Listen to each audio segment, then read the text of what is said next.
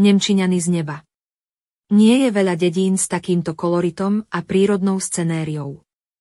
Možno práve preto si naši predkovia tento neobyčajne krásny kút zeme vyhliadli a osídlili. Viac ako 1600 hektárový kataster dediny je z polovice obkolesený lesmi. K nebu sa čnie 9 pahorkov, sú tu úrodné polia, záhrady, lúky, vinice.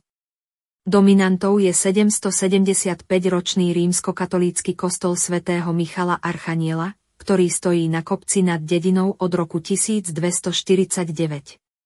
V smere východ-západ sa tiahne takmer 2 kilometre dlhý intravilán obce. V severovýchodnej časti vidieť rozsiahly areál bývalého jednotného roľníckeho družstva, dnes Agro NV. Okrem bytoviek bývalého družstva obec postavila 4 bytovky s 31 nájomnými bytmi. Stavajú sa už aj rodinné domy, ich výstavba bola v minulosti zakázaná, odôvodnená výstavbou atómovej elektrárne Mochovce.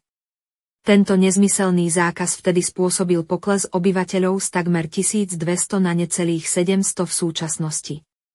V intraviláne, žiaľ, chýba kaštieľ Kostolániovcov a kúria Bodkovcov. Obe stavby v 70. rokoch minulého storočia vtedajšie jednotné roľnícke družstvo neoprávnene zbúralo.